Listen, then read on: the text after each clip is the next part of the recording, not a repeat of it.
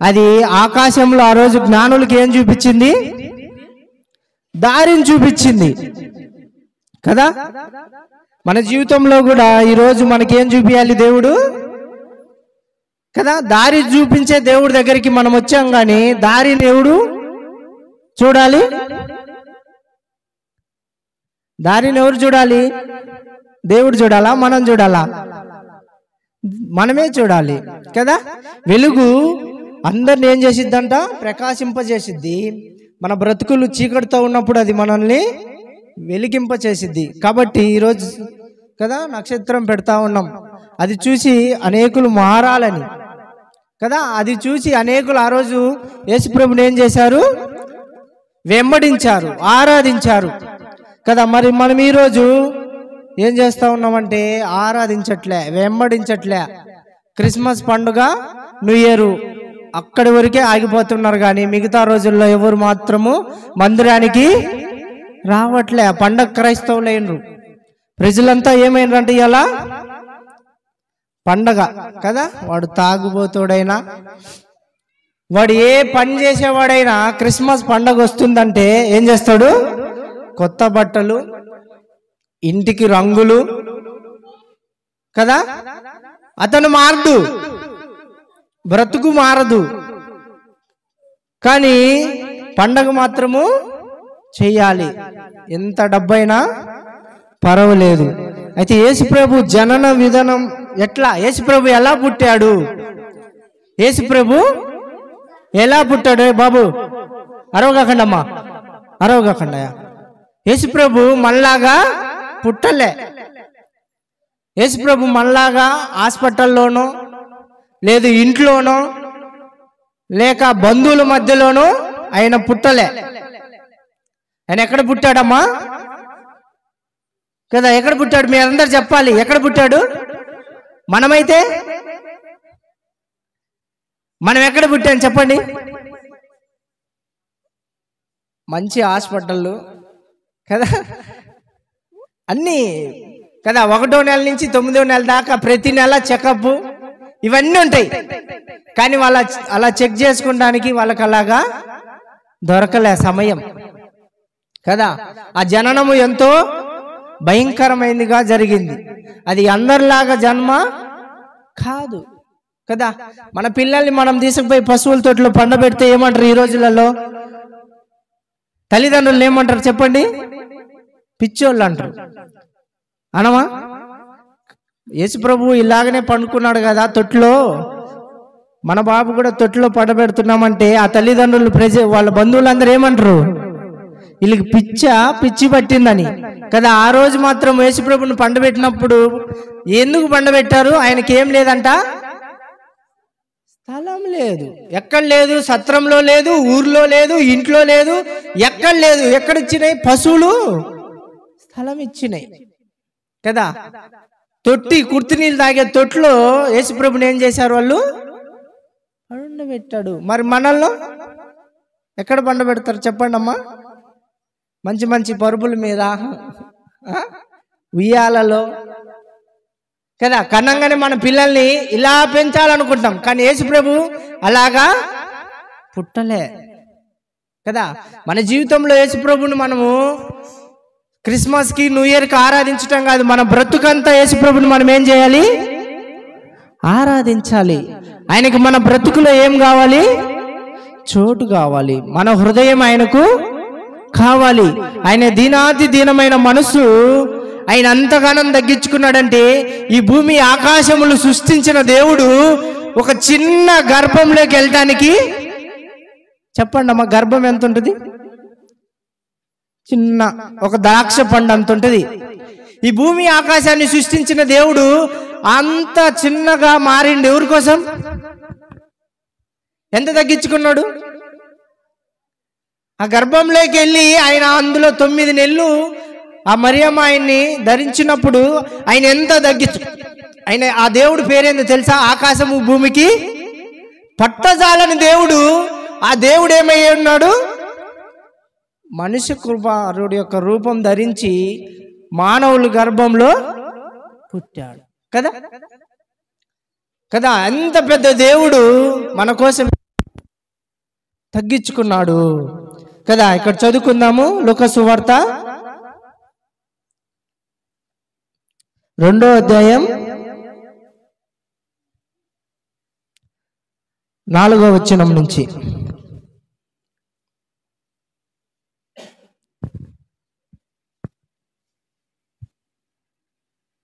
లూకా సువార్త 2వ అధ్యాయం 4వ వచనం నుంచి. ఆ ఆ ఆ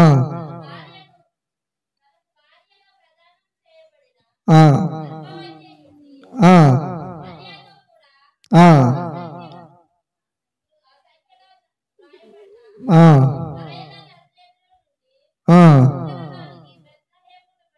ఆ కదా. ఎక్కడికి వెళ్ళారంట? బెత్లెహేము ఊర్లోకి వెళ్ళాడు కదా. బెత్లెహేములో ఏం జరిగిందంట? సందడి జరిగిందా కదా. మనం పాటలు పాడుతూ ఉంటాం. బెత్లెహేములో సందడి, పశువుల పాకలో సందడి, మన ఇళ్లలో సందడి కదా. పశువుల పాకల్లో సందడి జరిగిద్దా అమ్మా? సందడి జరిగేది ఎక్కడ? సందడిగా ఉండేది పెళ్లిళ్ళ దగ్గర, ఫంక్షన్ల దగ్గర కదా. ఒక కార్యమైనప్పుడు మనం సందడిగా ఉంటాం. కానీ ఆ రోజు యేసుప్రభు సందడి జరిగే దగ్గర పుట్టలే. యేసుప్రభు సందడిగా పుట్టలే. ఆయన ఎవరికి తెలియకుండా ఉండాలని వాళ్ళ తల్లిదండ్రులు ఇద్దరు ఆయన్ని దాచిపెట్టాలని ఎంతో ప్రయత్నించినా కూడా దేవదూతలని దాచిపెట్టనీయకుండా ఆ నక్షత్రము ఏం చూపించిందంట? ఆ రోజు వాళ్ళకి దారి చూపించింది. ఎందుకు చూపించాల్సింది వచ్చింది? వాళ్ళంత జ్ఞానులు కాదు గనుక. గొర్రెల కాపర్లకు ఏముండదు? జ్ఞానం ఉండదు కదా. జ్ఞానులకి జ్ఞానం ఉన్నది. గొర్రెలు కాసుకునే వాళ్ళకి వాళ్ళు సూర్యుని చూసి టైంతో వాళ్ళు గొర్రెలు కాసేవాళ్ళు. సూర్యుడు ఎక్కడున్నాడంటే ఇప్పుడు 12 గంటలు అనుకునేవాళ్ళు. అలాగే దేవుడు వాళ్ళకి ఏం చూపించాడు? నక్షత్రాన్ని ఆకాశంలో చూపించి బెత్లెహేములోకి తీసుకొచ్చాడు. అయితే దేవుడు అక్కడ జననం చూడం. 2 నిమిషాలు ముగిస్తా, చదవండి అమ్మా, కరెక్ట్గా చదవండి. వారు అక్కడ ఉన్నప్పుడు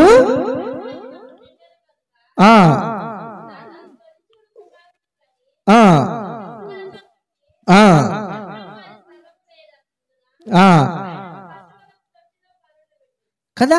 ఏం లేదంట కదా. మనకి సత్రాలు ఉంటాయి, మనందరికి సత్రాలు ఉంటాయి.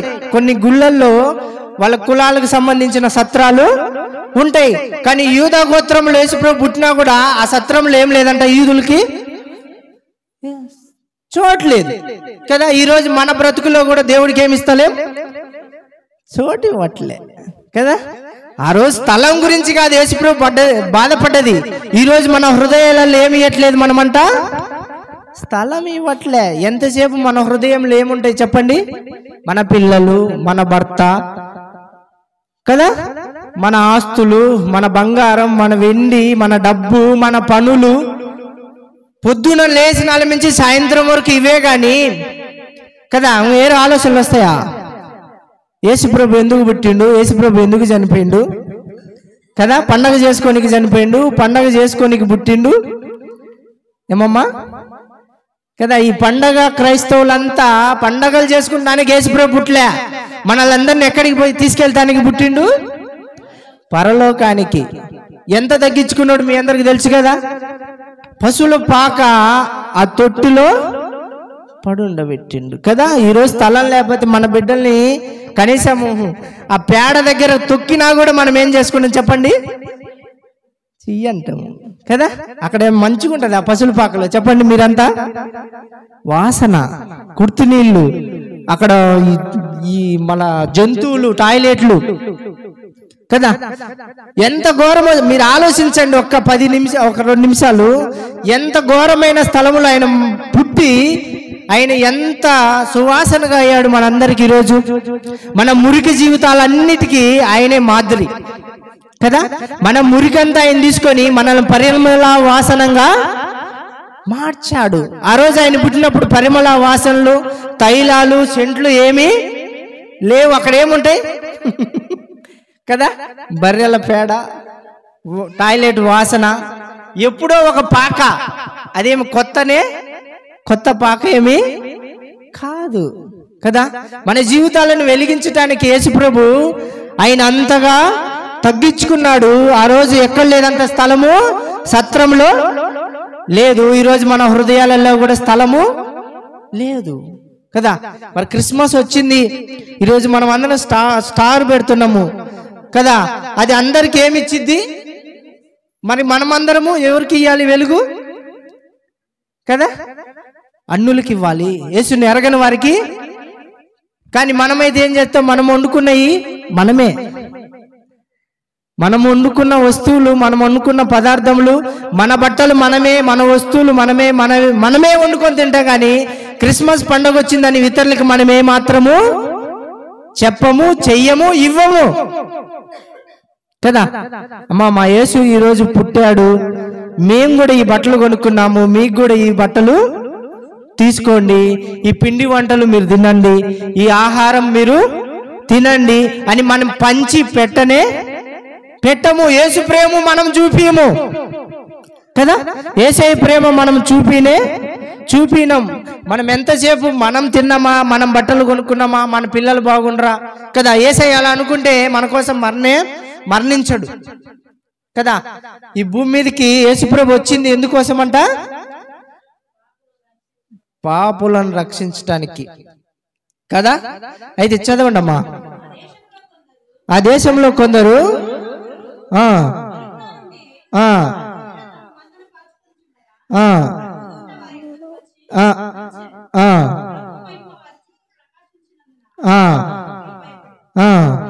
అయితే ఆ దూత, భయపడకుడి, ఇదిగో ప్రజలందరికీ కలగబో మహా సంతోషకరమైన సువర్తమానము. హల్లెలూయా కదా. ఏందంటమ్మా ఇది? యేసుప్రభు పుట్టినప్పుడు ఏమొచ్చిందంట? మహా సంతోషం. ఎవరికి? ప్రజలందరికీ కదా. క్రిస్మస్ పండుగ వస్తే అందరికీ కదా. యేసుప్రభు పుట్టినందుకు అందరికీ సంతోషం వచ్చింది కదా. మన జీవితాలలో నిజమైన సంతోషం రావాలి. మన బ్రతుకులో ఏం రావాలంట కదా. వాళ్ళు భక్తులు బయట ఇప్పుడు 40 రోజులు వేసిన తర్వాత వాళ్ళు 41వ రోజు ఏం చేస్తారమ్మా? వాళ్ళకి సంతోషం. మళ్ళా బయట భక్తులు ఇప్పుడు పూజలు చేస్తూ ఉన్నారు, 3 పూట్ల స్నానం చేస్తూ ఉన్నారు. వాళ్ళ జీవితాలు భయంకరంగా ఉంటాయి. 40 రోజులు బలంగా ఉంటారు, 41వ రోజు ఏమైపోద్ది? మళ్ళా బలహీనులు అయిపోతారు కదా. మన జీవితంలో మనం తీసుకునే ఈ రక్షణ చనిపోయే వరకు ఉండాలి, ఉంటుంది కదా. ఆ భక్తి వేరు, ఈ భక్తి వేరు. అయితే దేవుడు మనకి ఏం చెప్తా ఉన్నాడంటే, ప్రజలందరికీ కలగబోయే మహా సంతోషకరమైన నేను మీకు తెలియజేయుచున్నాను కదా. మన ఊర్లో ఎవరికైనా ఒక బాబు పుట్టాలని హాస్పిటల్కి వెళ్తే ఊరందరికీ తెలిసిద్దా, తెలియదా? అమ్మాయి పుట్టాడా, అబ్బాయి పుట్టాడా? ఇప్పుడు నైట్ 12 గంటలకి మార్కపురం తీసుకెళ్ళిన ఆ ఊర్లో ఒక్క బాబైనా, ఒక్క అమ్మాయినైనా ఆ ఊరందరికీ తెలిసిద్దా, తెలవదా? తెల్లారేసరికల్లా. కానీ యేసుప్రభు పుట్టినప్పుడు తెలవలే. దేవదూత వచ్చి చెప్తుంది వాళ్ళకి ఆ సంగతి కదా. ఆ సంగతి ఆ ఊర్లో బెత్లెహేంలో ఉన్న వారికి ఎవరికి తెలియదు. ఆఖరికి ఆ రాజుకు కూడా తెలియదు. యేసుప్రభు పుట్టుక ప్రవర్తలైతే ఎప్పుడో పలికారు, కానీ ఆయన ఎప్పుడు పుడతారనేది ఎవరికి తెలియదు. అయితే ఈ దేవదూతే ఏం చేస్తుంది? దేవుడి గురించి చాటింపు చేస్తుంది. అయ్యా, మీ కొరకు ఒక రక్షకుడు పుట్టాడు. ఎవరంట ఆయన కదా? ఆయన ప్రభు అయిన యేసుక్రీస్తు. మనందరికీ ఏం కలగాలంట? రక్షణ కలగాలి, సంతోషము కలగాలి. సంతోషం ఎప్పుడు కలిగింది చెప్పండి? మనము మారినప్పుడు కదా. ప్రభు మనల్ని బట్టి ఎప్పుడు సంతోషపడతాడంట కదా. ప్రభు మనం చేసే క్రిస్మస్లు, మనం చేసే న్యూ ఇయర్లు, వాటిని బట్టి పడడు. ఎప్పుడు సంతోషపడతాడంటే లూకా సువార్త 15వ అధ్యాయం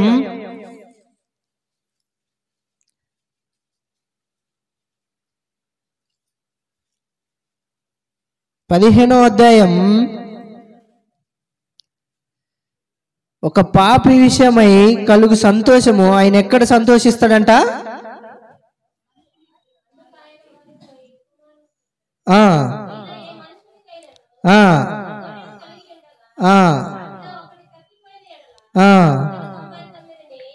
ఆ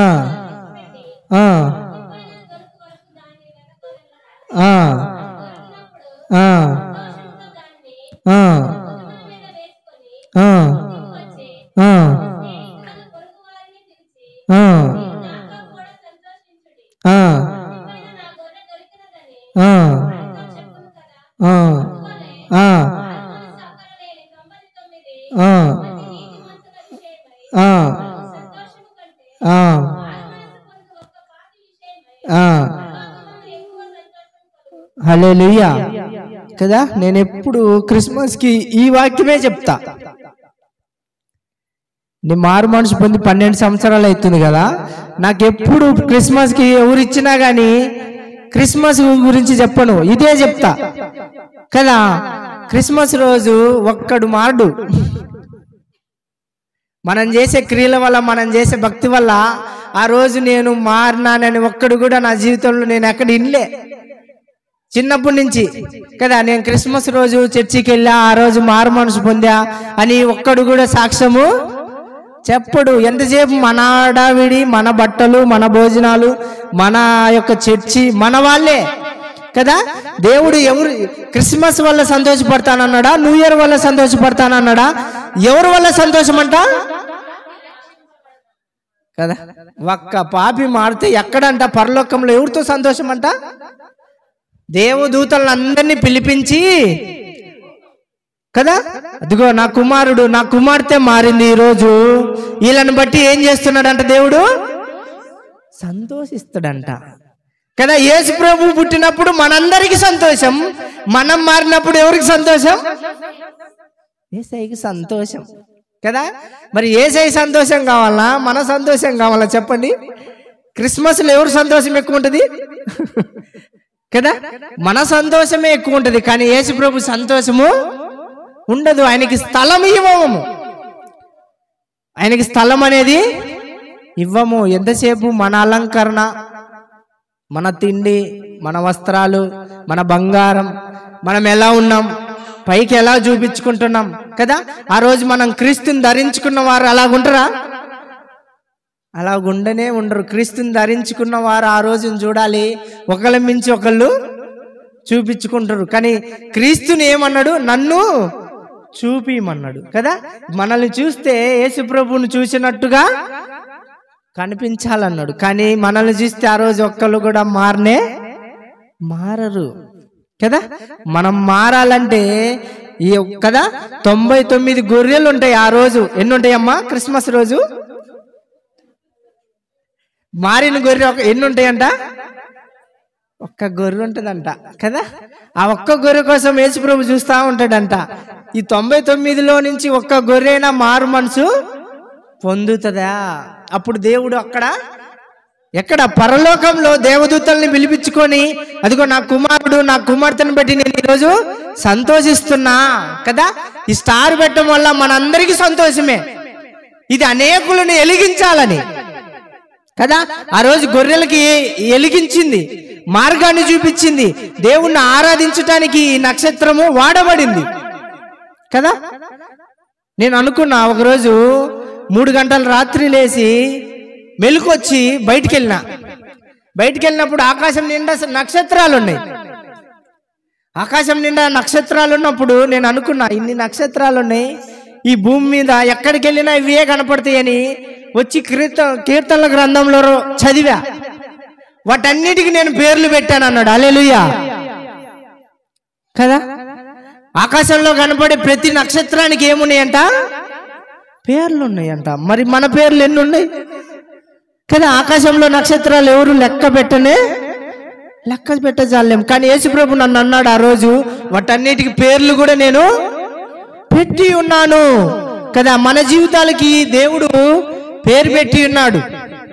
మనం మారాలని, మన బ్రతుకు మారాలని, మన జీవితాలు మారాలని కదా. క్రిస్మస్ రోజు మనల్ని చూసి ఇంకొకళ్ళు మారాలనే, మనల్ని చూసి ఇంకొకళ్ళు చెడిపోవాలనే, మారాలని జరుపుకుంటారు. కానీ ఆ రోజు మనల్ని చూసి ఇంకొకళ్ళు చెడిపోతా ఉంటారు. మా చర్చిలో డ్యాన్సులు ఉంటాయి, మా చర్చిలో గేములు ఉంటాయి, మా చర్చిలో ఏముంటాయి, చాలా చాలా ఉంటాయి కదా ప్రతి చర్చిలో. కానీ ఆ రోజు మనమందరం క్రీస్తుని చూపించలేం. అది మన పండుగ కదా. డిసెంబర్ నెల స్టార్ట్ అయింది, జనవరి 1 వరకు ఏముంటది, నెల రోజుల పండుగ ఎవరికి ఉండదు. కానీ నెల రోజుల పండుగ ఎవరికి ఉంటుంది, క్రైస్తవులకు ఉంటుంది కదా. డిసెంబర్ 1 స్టార్ట్ అయిందంటే ఇంకేమై స్టార్ట్ అయితే చెప్పండి, సెమీ క్రిస్మస్లు కదా. ఎంతసేపు మనం కేక్ కోసుకున్నామా, మనం తిన్నామా, మనం బాగున్నామా కదా. ఈ కేక్ కోసి ఇంకొకరికి పెట్టామా కదా. మన ఇంటి ఎదురుగా ఉన్న వాళ్ళు ఎప్పుడు మనతో మాట్లాడరు, మన శత్రువులు ఉంటారు, మనతో మాట్లాడని వాడు ఉంటారు. వీళ్ళందరికీ మనం కేకులు ఎప్పుడు పెట్టాలి, భోజనాలు ఎప్పుడు పెట్టాలి, మన బ్రతుకుని ఎప్పుడు చూపియాలి కదా. మనం ఎప్పుడు వెలిగించబడాలి. ఈ వెలుగు అనేకులకు ఏమై ఉండాలంట, వెలిగించాలి కదా. ఆ నక్షత్రము ఎక్కడ 1 కిలోమీటర్ చూసినా కూడా కనపడదా? ఎందుకు? దాంట్లో ఏమున్నది, వెళ్తురు. మనల్ని చూస్తేనే మన పక్కనున్న వారు ఏం చేయబడాలి, వెలిగించబడాలి కదా. ఉప్పు మంచిది కదా, అది ఉప్పు భూమి మీద ఉంటే అది దాని రుచి తెలియదు. అది ఎక్కడ ఉండాలంట, కూరలోనే కదా. 1000 రూపాయలు పెట్టి బిర్యానీ కొన్నా దాంట్లో ఏం లేకపోతే బాగోదు కదా. ఉప్పు అది దేనికి పనికిరాదు కదా. మన జీవితంలో వెలుగు లేకపోతే మనం ఎవరికి పనికిరాం కదా. యేసుప్రభుకు అసలుకి పనికిరాం కదా. యేసుప్రభు పుట్టినప్పుడు అనేకులకు సంతోషము, మనం మారినప్పుడు యేసుప్రభుకు సంతోషం కదా. మన హృదయాలలో ఏమి ఇవ్వాలమ్మా, చోటు ఇవ్వాలి కదా. ఆ రోజు వాళ్ళు ఆయన యేసుప్రభు అని తెలియక వాళ్ళు ఏమీ లేదంట, చోటు ఇవ్వలేదు. ఈరోజు కూడా మనము యేసుప్రభు సన్నిధికి వచ్చి యేసుప్రభుకు చోటు ఇవ్వకపోతే, అయ్యా మీరెవరో మాకు తెలియకనే మేము ఆ రోజు చోటు ఇవ్వలేదు. ఆ రోజు చిన్న పిల్లవాడని యేసుప్రభుకు వాళ్ళు ఏమి ఇవ్వలేదు, చోటు ఇవ్వలేదు. ఆయన యేసుప్రభు అని తెలిస్తే అందరిచ్చేవాళ్ళు, కానీ ఆయన ఎవ్వరికి తెలియదు కదా. ఈరోజు మనకు తెలిసి కూడా ఏమి ఇవ్వట్లేదు, చోటు ఇవ్వట్లేదు కదా. మన హృదయాలు వెలిగించబడాలి కదా. ఈ క్రిస్మస్ అనేకులకి వెలుగుగా ఉండాలి కదా. మనం అందరము మనతో ఉండే వాళ్ళకి ఏం చెప్తాము, హ్యాపీ క్రిస్మస్ కదా. క్రిస్మస్ గురించి తెలియకపోయినా కూడా వాళ్ళు కూడా మనకు విశేష పంపుతా ఉంటారు. ఎక్కడ వాట్సాప్లలోనూ ఫేస్బుక్లలోనూ ఎవరు అన్నులు ఆ క్రిస్మస్ గురించి వాళ్ళు తెలియకపోయినా కూడా మనకేం చెప్తారు, హ్యాపీ క్రిస్మస్ కదా. ఆ క్రిస్మస్ గురించి నీకు తెలుసా బ్రదర్ అంటే, నాకు తెలియదు, మీరు చెప్తున్నారు కాబట్టి నేను మీకు చెప్తున్నాం కదా. ఆ విషయం చెప్పిన వాళ్ళందరికీ మనం చెప్పాలి దాని గురించి. బ్రదర్ నువ్వు ఎందుకు చెప్పావు, దాని గురించి నీకు తెలుసా అంటే, నాకు తెలియదు. యేసుప్రభు ఇలా పుట్టాడు, ఇలా మన కొరకు రక్షకుడు జన్మించాడు, అనేకులకు సంతోషకరంగా జీవించాడు, మనలందరి కొరకు ప్రాణం పెట్టాడు, ఆయన తిరిగి మనందరి కొరకు లేచారు, మళ్ళా మనందరి కొరకు అక్కడికి వెళ్ళి స్థలాలు సిద్ధపరిచాడు, ఆయన మళ్ళా మనందరి కొరకు రాబోతున్నాడు కదా. ఇది సువార్త, ఆయన పుట్టుక, ఆయన జననం కదా. మనకెంతసేపు మన గురించే ఉంటది, కానీ యేసుప్రభు గురించి ఎవరు ఆ రోజు చెప్పరు కదా. మన జీవితాలు దేవుడికి ఏమై ఉండాలంట, ధన్యకరంగా ఉండాలి కదా. యెహోవాను ఆశ్రయించిన వారు ఎవరంట, ధన్యులు కదా. యెహోవా గ్రంథమును ధ్యానించిన వారు ఎవరంట, ఎవరమ్మా కదా.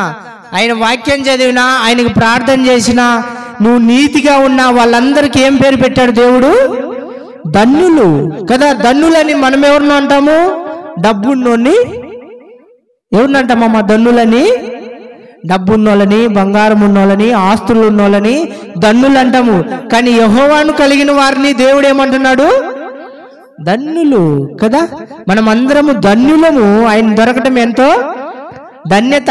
ఈ ధన్యత మనం అందరికి ఏం చూపించాలి రేపు క్రిస్మస్ రోజు, చూపియాలి కదా. మీరు ధన్యులు అవ్వాలి, మన జీవితాలు ధన్యకరంగా జీవించాలి.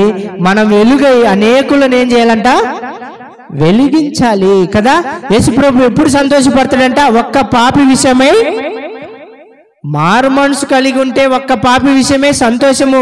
99 మారు మనసు లేనోళ్ళు ఏం లాభము? చర్చిలో 1,00,000 మంది ఉండే ఏం లాభము? మారు మనసు లేనోళ్ళు ఏమమ్మా? మారు మనసు లేనోళ్ళు ఎంతమంది ఉన్నా ఏం ఉపయోగం? రేపు ఆ సేవకుడికి, రేపు సేవకుని పిలిచి, అయ్యా నీ మందిరం నుంచి ఎంతమంది పరలోకానికి వచ్చారంటే, అయ్యా నా మందిరానికి 1,00,000 మంది వచ్చిండ్రు, కానీ మారిన వాళ్ళు ఎంతమంది అయ్యా? 10 మందా? 100కు ఒకళ్ళు, 1000కి ఎంతమంది అమ్మా కదా?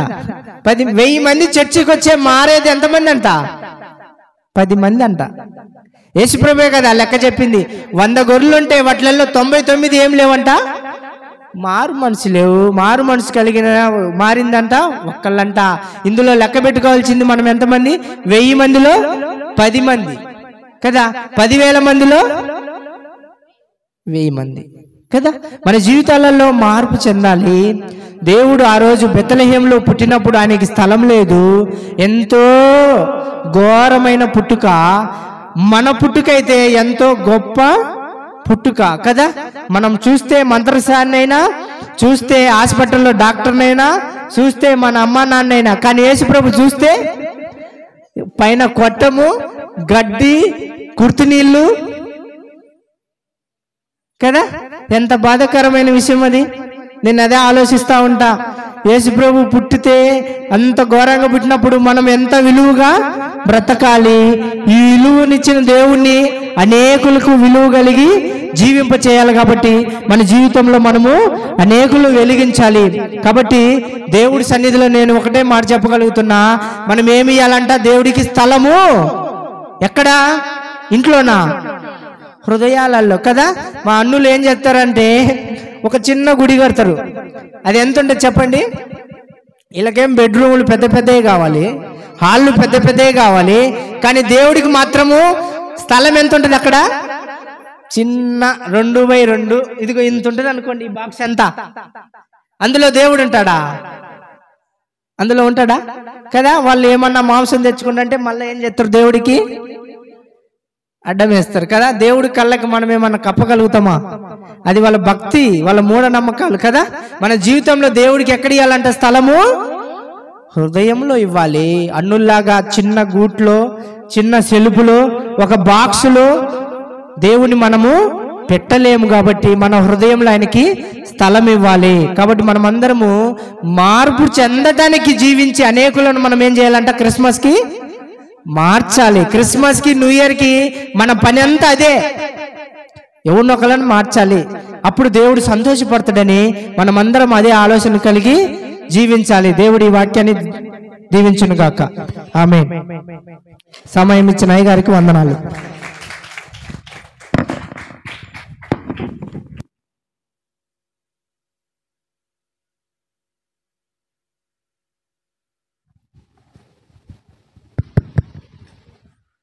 చాలా సంతోషం. ఈరోజే క్రిస్మస్ పండుగ అయిపోతున్నట్టుగా ఉంది. ప్రారంభంలోనే శ్రేష్టమైన సంగతులు అందించిన బ్రదర్ రాజుకి సంఘపక్షంగా హృదయపూర్వక వందనాలు తెలియజేస్తున్నాను. చాలా ఉన్నతమైన విషయాలను నేర్చుకుంటున్నాం. క్రైస్తవుని జీవితము నేర్చుకోవటంతోనే సరిపోతుంది. సోదరుడు, ఎన్ని క్రిస్మస్లు జరిగినా మనిషి జీవితాల్లో మార్పు లేకపోతే ఆ క్రిస్మస్ వ్యర్థమైన క్రిస్మస్. కాబట్టి జీవితాల్లో మార్పు ఉండాలి, కుటుంబాల్లో మార్పు ఉండాలి, సంఘాల్లో మార్పు ఉండాలి. ఒక కీర్తన పాడుకొని మరికొద్ది నిమిషాలు దేవుని మాట్లాడిందాము. ఆ తర్వాత మరి కేక్ కటింగ్ ఉంటుంది. ముగింపులోనికి వెళ్దాం. ఏం కంగారు పడమాకండి. నిద్రమత్తులుగా ఉన్న వాళ్ళు కొంచెము కొద్దిసేపు కళ్ళు తెరవండి. నిద్ర 365 రోజులు పోతూనే ఉంటాం. నిద్రపోయేవారిని ఏమని పిలిచారు చెప్పాలి? ఏమని పిలిచారు? ఓయి నిద్రపోతూ అని పిలిచాడు. కాబట్టి ఓయి నిద్రపోతూ పోతూ అనే మాట దేనికి సంబంధించింది చెప్పాలి. మీ నోటితో మీరు చెప్తే నేను సంతోషపడతా. పోతూ అనే మాట పశువులకు సంబంధించింది. మనిషిని నిద్రపోతూ, ఓయి నిద్రపోతూ, దున్నపోతూ, ఏమండి అర్థమైందా? కాబట్టి మనం ఆ పిలుపుకు రాకూడదు. నిద్రపోతూ ఇంకొక పోతే అండి చెప్పాలి ఇంకో పోతూ దున్నపోతూ. నిద్రపోయేవాడిని ఏ పోతున్నాడు? దున్నపోతు. కాబట్టి మనం ఆ పోతులం కాదు, మనము దేవుని యొక్క పిల్లలము. కాబట్టి దేవుని సన్నిధిలో సంతోషంగా ఉండాలి, ఆనందంగా ఉండాలి. మధ్యాహ్నం మనం విన్నాం వర్తమానం, దేవుని సన్నిధిలో కీర్తనలతో, మరి అదే మాదిరిగా కృతజ్ఞతలతో, స్తుతులతో ఆయన్ను ఘనపరచటము ఆయనకు చెప్పాలి, ఆయనకు ఇష్టము. కాబట్టి మనము స్తుతిద్దాం, ఒక కీర్తన అందరం కలిసి పాడదాం. అనంతరం మరి 10 నిమిషాలు మరి ఒక వర్తమానం విందాం. మన పాటల పుస్తకంలో నుంచి, హోలీ ఆనంద ఆత్మీయ గీతాల పుస్తకంలో నుంచి 5వ పాట అందరము కలిసి పాడదాం. చక్కని వాయిద్యాలు మన మధ్యలో కోలా అన్న గారు ఉన్నారు, చాలా చక్కగా వాయిద్యం వాయిస్తారు. మీరందరూ కూడా స్వరమెత్తాలి. ఎవరైతే నోరు తెరవరో, ఎవరైతే నోరు తెరవక చప్పట్లు కొట్టుకుని ఉంటారో వాళ్ళలో ఏం ప్రవేశం తెలిసినా చలి అనే అపవాది వచ్చేస్తాడు. నోరు తెరవలేదనుకో చలి జ్వరపడుద్ది. చలి జ్వరపడింది అనుకోండి, అపవాది ఏం చేస్తాడు? చక్కగా గోడ కానుకొని నిద్రపో అంటాడు. కాబట్టి చక్కగా నోరు తెరవాలి, దేవుడిచ్చిన చక్కని చేతులతో స్తుతించాలి. మంచిది, స్తుతిద్దామా? స్తోత్రం. యేసు ఆర్భాటముతో రానయ్యున్నాడు, ఆకాశమండలమునకు. యేసు ఆర్భాటముతో రానయ్యున్నాడు, ఆకాశమండలమునకు. నేను వెళ్ళెదన్ ఆ మహిమలోనికి, నేను వెళ్ళెదన్ ఆ మహిమలోనికి. సదా యేసుతో నుండును, సదా యేసుతో నుండును. యేసు ఆర్భాటముతో రానయ్యున్నాడు, ఆకాశమండలమునకు. యేసు ఆర్భాటముతో రానయ్యున్నాడు, ఆకాశమండలమునకు. ఇంకో మైక్లేదు. కొత్త ఆకాశమందు, ఆ కొత్త భూమి అందు, నే కొత్త పాట పాడెదను నా యేసు ముందు. కొత్త ఆకాశమందు, ఆ కొత్త భూమి అందు, నే కొత్త పాట పాడెదను నా యేసు ముందు.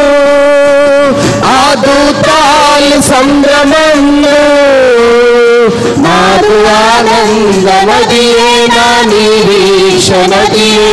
నా యేసుతో నుండుట నాకు ఆనందమదియే, నా నిరీక్షణదియే. నా యేసుతో నుండుట. యేసు ఆర్భాటముతో రానయ్యున్నాడు, ఆకాశమండలమునకు. యేసు ఆర్భాటముతో రానయ్యున్నాడు, ఆకాశమండలమునకు. చప్పట్లు కొట్టాలి అందరూ. చప్పట్లు కొట్టకపోతే నిద్రపోతూ జ్వరపడతాడు.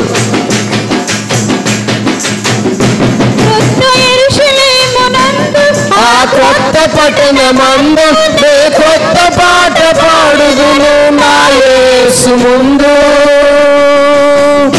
కొత్త యెరూషలేమునందు, ఆ కొత్త పట్టణమందు, నే కొత్త పాట పాడుదును నా యేసు ముందు. ఆ దూతాలు సంభ్రమందు, నాకు ఆనందమదియే, నా నిరీక్షణదియే. నా యేసుతో నుండుట నాదు ఆనందమదియే నా నిరీక్షణదియే నా యేసుతో నుండుట యేసు ఆర్భాటముతో రానయ్యున్నాడు ఆకాశ మండలమునకు యేసు ఆర్భాటముతో రానయ్యున్నాడు ఆకాశ మండలమునకు నేను వెళ్ళదన్ ఆ మహిమలోనికి నేను వెళ్ళదన్ ఆ మహిమలోనికి సదా యేసుతో నుండును సదా యేసుతో నుండును యేసు ఆర్భాటముతో రానయ్యున్నాడు ఆకాశ మండలమునకు యేసు ఆర్భాటముతో రానయ్యున్నాడు ఆకాశ మండలమునకు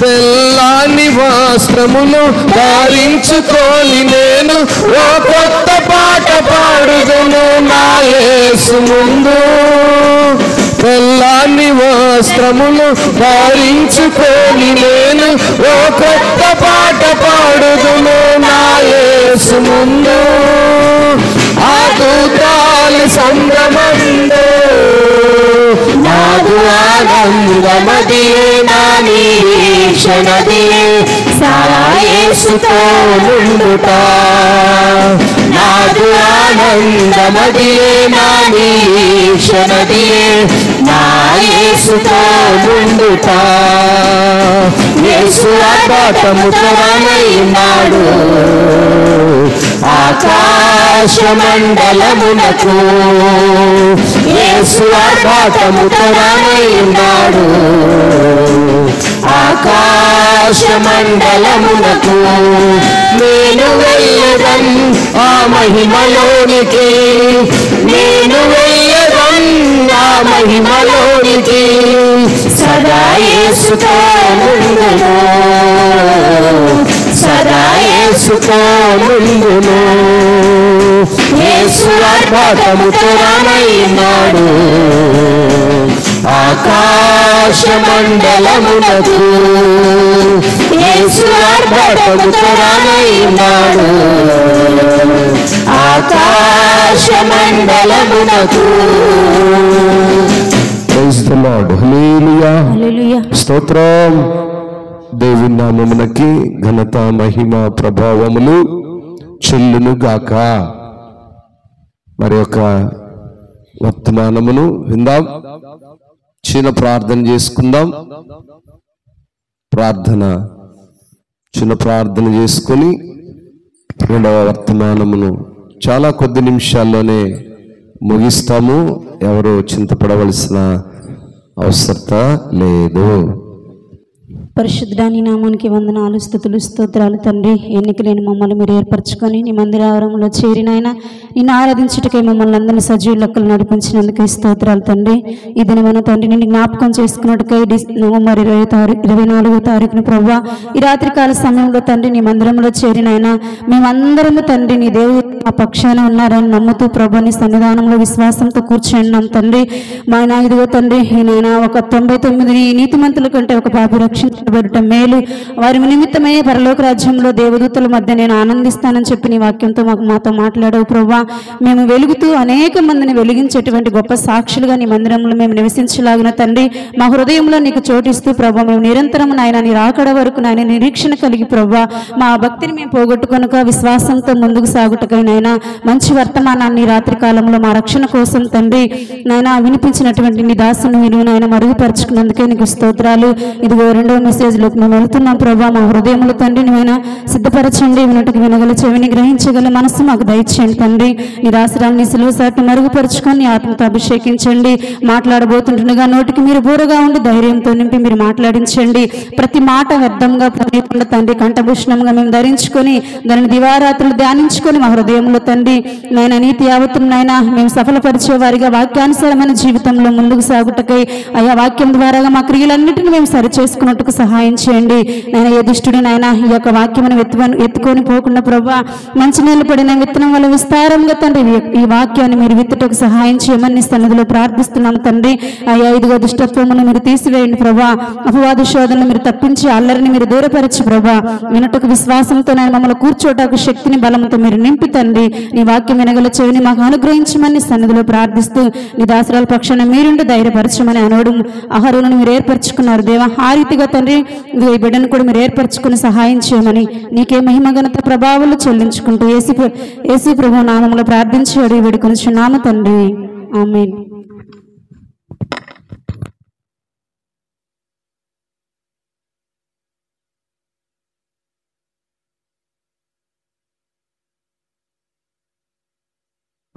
ప్రైజ్ ద లార్డ్. హల్లెలూయా. సంతోషంగా ఉన్న వాళ్ళందరం ఒకసారి హల్లెలూయా చెప్దాం. హల్లెలూయా, హల్లెలూయా. దేవుని నామానికి మహిమ కలుగును గాక. మనము రెండో వర్తమానంలోనికి మనము వచ్చి ఉన్నాము. ఎవరు నిర్లక్ష్యంగా ఉండొద్దు దయచేసి. ప్రతిరోజు మనము నిద్రపోతూ ఉంటాము. కొద్ది నిమిషాలు మాత్రమే నా యొక్క వాక్య భాగాన్ని మీతో పంచుకోవాలని ఆశపడుతున్నాను.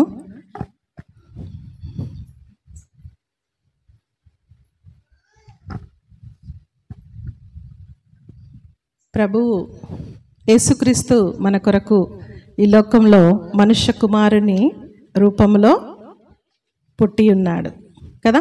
మనము అనేక సంవత్సరముల నుంచి అనేక దినముల నుంచి ఈ వర్తమానమును మనము వింటూ ఉన్నాము. అయితే ఈరోజు మనము పండుగను జరుపుకుంటున్నాం. ఏం పండుగ అంటే సెమీ క్రిస్మస్ కదా. సెమీ క్రిస్మస్ పండుగను జరుపుకుంటున్నాం. అంటే జ్ఞాపకార్థ క్రిస్టమస్ని మనము జరుపుకుంటున్నాం. ఇంకొక మాసము తర్వాత మనము క్రిస్మస్ని జరుపుకుంటాం. అయితే ఈరోజు ఒక మన ఇంట్లో ఏదైనా చిన్న ఫంక్షన్ అయితే మనము చాలా సంతోషంగా ఆ దినాన్ని గడుపుతాం కదా. అలాగే దేవుని యొక్క పుట్టుకను గురించి మనం తెలుసుకునేటప్పుడు చాలా సంతోషంగా దేవుని వాక్యమును మనము వినాలి. అయితే నాకన్నా ముందుగా వర్తమానం చెప్పినటువంటి బ్రదర్ చాలా మంచి అంశమును మనకి చెప్పి ఉన్నాడు. యవనస్తులు చాలా ఈ రోజుల్లో ఎలా ఉన్నారంటే చాలా యాక్టివ్గా దేవునిలో పార్టిసిపేట్ చేస్తూ ఉన్నారు. అంటే ఆ మాధుర్యాన్ని వాళ్ళు తెలుసుకున్నారు. సో అందుకనే మంచి వర్తమానము మనకి తమ్ముడు అందించాడు. దేవుని నామానికి మహిమ కలుగును గాక. ఈరోజు నేను ప్రిపేర్ అయినటువంటి వాక్య భాగం ఏంటంటే వెలుగు. ఏంటి? వెలుగు, లైట్. లైట్ అంటే వెలుగు కదా. స్టార్. మనం నిజంగానే స్టార్ని ఏర్పరచుకున్నాము. యవనస్తులు ఇప్పటి వరకు చాలా ఆసక్తితో స్టార్ని నిలబెట్టి దాన్ని వెలిగేటట్టుగా మన కొరకు చేసి ఉన్నారు. చాలా సంతోషము. అందరికీ కూడా కూడి వచ్చిన మీ అందరికీ కూడా మరొకసారి నా హృదయపూర్వక వందనాలు తెలియజేస్తున్నాను. ఇలాంటి మంచి సమయాన్ని వాక్యము ద్వారా మీతో పంచుకునేటటువంటి మంచి ధన్యతనిచ్చినటువంటి ఆ దేవాది దేవునికి నా హృదయపూర్వక వందనాలు చెప్తూ ఉన్నాను. ఈ వెలుగు, లైట్ గురించి కొన్ని నిమిషాలు మీతో మాట్లాడాలని నేను ఆశపడుతున్నాను. ఆదికాండము ఒకసారి చూద్దాం. ఆదికాండము 1వ అధ్యాయం చూద్దాము. చదవండి. 3, 4 చదవండి ఒకసారి. దేవుడు వెలుగు కమ్మని పలుకగా వెలుగు కలిగెను. వెలుగు మంచిదైనట్టు దేవుడు చూచెను. దేవుడు వెలుగును చీకటిని వేరుపరచెను. ఏంటంట? చాలమ్మా. వాక్యము, పరిశుద్ధ గ్రంథం మనకి ఏమని తెలియజేస్తుందంటే దేవుడు వెలుగు కమ్మని పలుకగా వెలుగు కలిగెను. ఆయన నోటి మాట ద్వారా లోకాన్ని సృష్టించి ఉన్నాడు. సకల లోకాన్ని సృష్టించినటువంటి దేవుడు ఒక్కొక్క దినము ఒక్కొక్క ప్రపంచంలో ఉన్నటువంటి ప్రతి దానిని కలుగజేసి మరలా వెలుగును కమ్మని దేవుడు పలికినప్పుడు వెలుగు కలిగింది. వెలుగు మంచిదైనట్టు దేవుడు చూచెను. అంటే వెలుగు అంటే మన జీవితాలు వెలుగులో ఉన్న వారిమై మనము నిత్యము వెలుగుతూ ఉండాలి. దేవుడు ఏమంట, వెలుగు కమ్మని పలుకగా వెలుగు కలిగెను, దేవుడు అది మంచిదైనట్టు చూచెను. దేవుడు వెలుగును చీకటిని వేరుపరచును. ఏంటంట, దేవుడు వెలుగును తయారు చేశాడు, పగటిని తయారు చేశాడు, చీకటిని తయారు చేశాడు. అయితే క్రైస్తవులమైన మనము ఎలా ఉండాలంటే, మనము వెలుగుతూ ఇతరులను వెలిగించే వారిగా ఉండాలి. నక్షత్రము కలిగింది. ఆ రోజు ఆ నక్షత్రం ద్వారా దేవుడు, పరిశుద్ధాత్మ దేవుడు ఏం చేశాడు, మనకి ఒక మార్గాన్ని చూపించాడు. అయితే ఆ మార్గం ద్వారా ఈ లోకానికి ఒక మనుష్యుడు, అంటే దేవాది దేవుడు ఈ లోకంలో పుట్టి ఉన్నాడు. మనుష్య రీతిలో ఈ లోకానికి వచ్చాడు. ఆయన వస్తూ మన జీవితాలోనికి వెలుగు తీసుకొని వచ్చాడు. ఈ లోకంలోనికి వెలుగును తీసుకొని వచ్చాడు. వెలుగుకి సాదృశ్యం ఏంటంటే మనం తీసుకున్నటువంటి రక్షణ. మనము తీసుకున్నటువంటి రక్షణ ఎప్పుడైతే మనము దేవుని మన సొంత రక్షకునిగా అంగీకరించామో, మన అందరము కూడా రక్షింపబడిన వారమై ఈ లోకంలో ఉన్నాము. అయితే లోకంలో ఉన్న వారి కంటే మనలో ఉన్నవాడు గొప్పవాడు. ఎవరు మనలో ఉన్నది? యేసుక్రీస్తు ప్రభు. ఆయన ఈ లోకానికి వచ్చాడు, మన అందరినీ వెలిగించడం కోసం ఈ లోకానికి వచ్చాడు. ఎవరు కూడా నిద్రమత్తులై ఉండద్దు. దయచేసి అందరం సంతోషంగా కొన్ని నిమిషాలు మాత్రమే మీతో నేను మాట్లాడతాను. అయితే ఈ లోకానికి ఆయన ఒక మనుష్యుడిగా ఈ లోకానికి వచ్చాడు. రక్షణ అనేటటువంటి ఒక గొప్ప ధన్యతను మన కొరకు తీసుకొని వచ్చాడు. యోహాను సువార్త 1:4 ఏమని రాయబడిందంటే, ఆయనలో జీవముండెను, ఆ జీవము మనుషులకు వెలుగై ఉండెను, ఆ వెలుగు చీకటిలో ప్రకాశించుచున్నది కానీ చీకటి దానిని గ్రహింపకుండెను. ఆయనలో ఏముందంట? వెలుగు ఉంది. ఎవరిలో? మన దేవునిలో వెలుగు ఉంది. ఆయనలో జీవముంది. ఆ జీవము మనుషులకు వెలుగై ఉంది. ఆ జీవము మనుషులకు వెలుగైంది. ఆయన మనుష్య రీతిలో ఈ లోకానికి వచ్చి, ఆయన పుట్టేటప్పుడు కొంత స్థలమైన ఆయనకి మనము ఇవ్వలేదు కదా. అయినప్పటికీ కూడా ఆయన ఎంతగానో తగ్గించుకొని, నేను దేవుణ్ణి కదా, ఈ లోకాన్ని నేను సృష్టించాను, నాకేం తక్కువ అని ఆయన అనుకోలేదు. ఆయనలో జీవం ఉండెను, ఆ జీవము మనుష్యులను వెలిగిస్తూ ఉంది. మనం ఈరోజు ఎలా ఉండాలంటే వెలిగే వారమై ఉండాలి. మనము వెలుగుతూ ఇతరులను వెలిగించే వారంగా ఉండాలి. అన్యులకు ఈ వెలుగు గురించి తెలియదు. అన్యులకు మనం ఏం చెప్పాలంటే ఈ వెలుగు గురించి మనము చెప్పాలి. ఏంటంటే ఆయన ఈ లోకానికి వచ్చాడు, మనల్ని అందరినీ రక్షించడం కోసం ఈ లోకానికి వచ్చాడు, మన అందరినీ రక్షిస్తాడు. ఈ లోకం నుంచి మనల్ని వేరుపరిచి నిత్య జీవం అనే వెలుగులోనికి మనల్ని నడిపిస్తాడు. ఆ జీవం మనుషులకు వెలుగై ఉండెను, ఆ వెలుగు చీకటిలో ప్రకాశించుచున్నది కానీ మనము చీకటిలోనే బ్రతకాలని ఆశపడుతున్నాం, కానీ ఆ వెలుగులో బ్రతకాలని మనము ఎవరూ అనుకోవట్లేదు. అంతంత మాత్రమే మనము అంతలోకే దేవునిలోనికి వచ్చేస్తూ ఉన్నాము, అంతలోనికే మళ్ళీ లోకంలోనికి వెళ్ళిపోతున్నాం. దయచేసి ఎవరు కూడా అలా చేయకూడదు. ఎందుకంటే ఆ నిత్య జీవం అనే వెలుగుని మన అందరం పొందుకున్నాం. ఆ నిత్య జీవం అనే వెలుగులోనికి మన అందరము ప్రవేశించాలి. ఎవరైతే ఆయనను సొంత రక్షకునిగా అంగీకరిస్తారో ఆ నిత్య రాజ్యంలో మన అందరం ఉంటాం. ఇప్పుడు క్రైస్తవులంటే మత మార్పిడి చేసేవాళ్ళు అంటున్నారు. కాదు, మనమేమి ఒక హిప్నటిజం చేసో లేకపోతే ఇంకొక మ్యాజిక్ చేసో దేవునిలోనికి మనము నడిపించట్లేదు. ఈ వాక్యములో సత్యం ఏమైందో తెలుసుకుంటున్నారు. అందుకనే ఈ రోజుల్లో ప్రతి ఒక్కరూ కూడా ఈ వాక్యం అనే సత్యాన్ని ఎప్పుడైతే తెలుసుకుంటారో ఆటోమేటిక్గా మారిపోతూ ఉన్నారు తప్ప క్రైస్తవులు మత మార్పిడి చేసేవారు కాదు. దీనిలో జీవం ఉందని తెలుసుకుంటున్నారు. నిత్యరాజ్యంలో మన అందరము కూడా జీవముతో ఈ లోకంలో మరణిస్తే ఎక్కడికి వెళ్ళిపోతామో తెలీదు. ఈ లోకంలో దేవుణ్ణి సొంత రక్షకునిగా అంగీకరిస్తే మనం నిత్యరాజ్యంలో వారసులముగా మన అందరము పరలోక రాజ్యంలో ఉంటాము. ఈ లోకంలో నశించిపోతే ఏమవుతాము? నరకంలో చీకటిలో ఉంటాం. ఎప్పుడు కూడా అగ్ని ఆరదు, పురుగు చావని పరిస్థితిలో మనము ఉంటాము. అలాంటి పరిస్థితిలోనికి మన అందరము వెళ్ళకూడదు. దావీదు మహారాజు ఏమంటున్నాడంటే, నీ వాక్యము నా పాదములకు దీపము, నా త్రోవకు వెలుగై ఉంది అంటున్నాడు.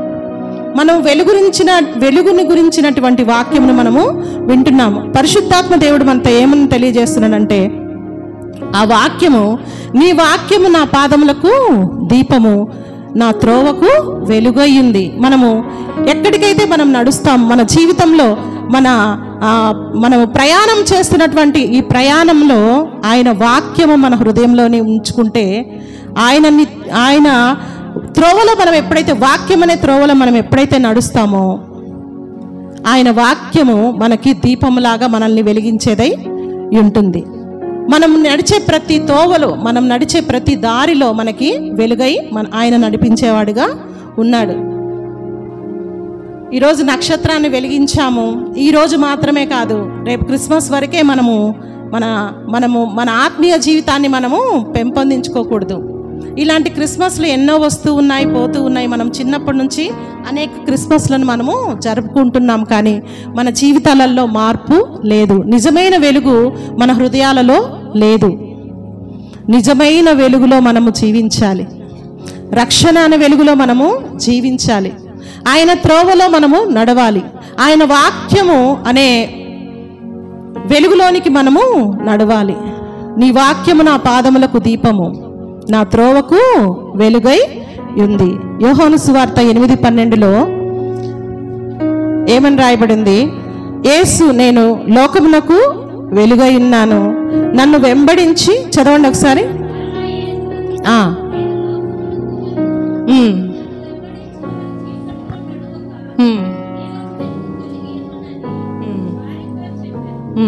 ఏమన్ పరిశుద్ధ గ్రంథం ఏమంటుందంటే, యేసు, నేను లోకమునకు వెలుగై ఉన్నాను, నేను లోకమునకు వెలుగుగా వచ్చి ఉన్నాను మీ మధ్యలోనికి. నన్ను వెంబడించే వారందరూ నా వెలుగులో, అంటే నా మార్గంలో నడిచిన వారు ఏమవుతారు? వెలిగింపబడతారు. ఎప్పుడు కూడా వారు వెలిగేవారిగా ఉంటారు. కానీ వారి జీవితాలలో ఎప్పుడు వాక్యం ఉండాలి. వాక్యమును మనము ధ్యానిస్తూ ఉండాలి. చదువుతూ ఉంటాము కానీ దాన్ని గ్రహించము. ఏదో చదువుతూ ఉన్నాం అంతే, చదివాము అయిపోయింది అన్నట్టుగా ఉంటూ ఉంటాము. ఎఫెసీలకు రాసిన పత్రిక 5:8 మీరు పూర్వమందు చీకటి అయి ఉంటిరి, ఇప్పుడైతే ప్రభువునందు వెలుగై ఉన్నారు. ఎప్పుడు? పూర్వమైతే మనము దేవుని ఎరుగక, దేవుడంటే ఏంటో తెలుసుకొనక ఉన్నాము. ఇప్పుడైతే మనము రక్షింపబడ్డాము. ఇప్పుడు దేవునిలో మనము ఉన్నాము. మీరు పూర్వము చీకటి అయి ఉంటిరి, ఇప్పుడైతే ప్రభువునందు వెలుగై ఉన్నారు. ఎప్పుడైతే లోకంలో ఉన్నామో మనం చీకట్లో ఉన్నట్లే. ఎప్పుడైతే ఆయనని మన జీవితాలలో, మన హృదయంలోనికి మనం ఆహ్వానిస్తామో అప్పుడు మనము వెలిగింపబడే వారిగా ఉంటాము. మన జీవితాలనికి మనము ఆయనని ఆహ్వానించాలి. ఆయన నిలువెల్లా కరుగుతూ మనల్ని రక్షించాడు. ఇప్పుడు మనం క్యాండిల్ నైట్ సర్వీస్ చేయడానికి ఇక్కడ అందరం ఉన్నాం కదా. క్యాండిల్ ఏం చేస్తుంది? వెలుతురునిస్తుంది. క్యాండిల్ తనంతా నిలువెంతా తన అంత కరిగిపోతూ మనకి వెలుగుని ఇస్తుంది. తన శరీరం అంతా అలాగే నలుగుగొట్టబడి దేవుడు తన తండ్రి ఈ లోకానికి వెళ్ళి బిడ్డలు చీకట్లో ఉన్నారు, వారిని వెలిగించమన్నప్పుడు తన తండ్రి ఆజ్ఞ ప్రకారము ఆయన ఈ లోకానికి వచ్చి ఉన్నాడు.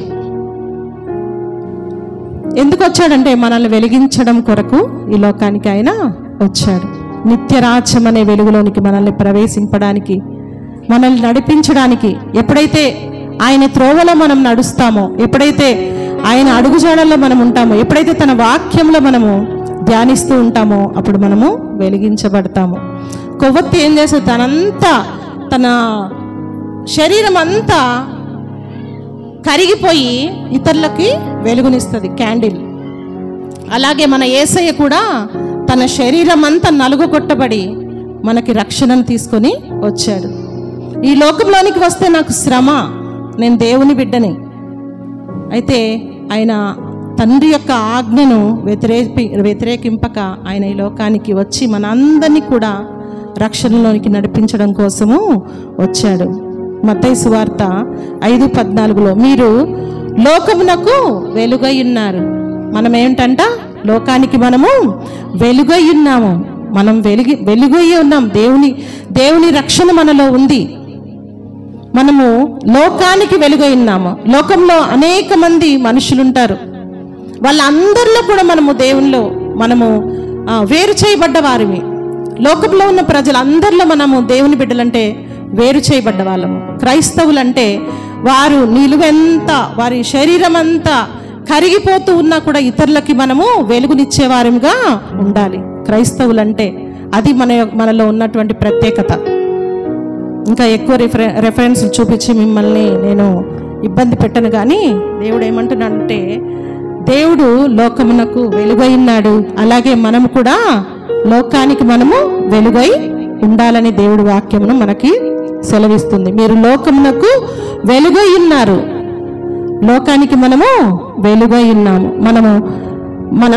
మన ఏంటంటే మనం వెలగాలి, ఇతరులను వెలిగించాలి, మన కుటుంబంలో మనము వెలుగులాగా జీవించాలి, ఎదుటి వారికి మాదిరికరంగా మనం ఉండాలి. ఎలా అయితే ఒక నక్షత్రము వెలుతుని తన యొక్క ఆ కాంతిని మన మీద ఎలా అయితే ప్రకాశింపజేస్తుందో అలాంటి స్వభావం కలిగిన వారమై మనము ఈ లోకంలో జీవించాలి.